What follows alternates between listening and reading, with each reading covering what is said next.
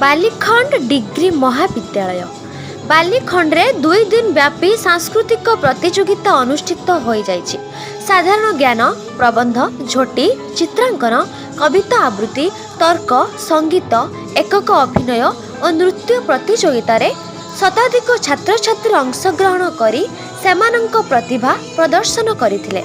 नृत्य तथा संगीत परिवेषण मनछुआ होइथिबा बेले महाविद्यालयर अध्यक्ष बसंत कुमार बेहेरांक प्रत्यक्ष तत्वावधान में वरिष्ठ अध्यापक रमेश चंद्र पंडा, अध्यापिका डॉक्टर प्रभाती लता दास, अध्यापक निरोध कुमार जेना, अध्यापिका सस्मिता नायक, शर्मिष्ठा मिश्र, अभिप्सा दास, गीतांजलि परिड़ा, अध्यापक शशिकांत नायक, ग्रंथागारिब चक्रधर नायक, क्रीड़ा शिक्षक त्रिदीप कुमार नायक, कर्मचारी दासरथी महारणा, गजेन्द्र प्रसाद नायक, कैलाश चंद्र संखुआ, मणिभद्र जेना, अशोक कुमार महांती, सुरेंद्र कुमार राउत आदि कार्यक्रम परिचालन रे सहयोग करथिले।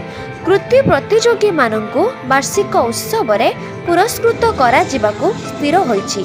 समस्त छात्र छात्री बेस आनंद उठाइथिले।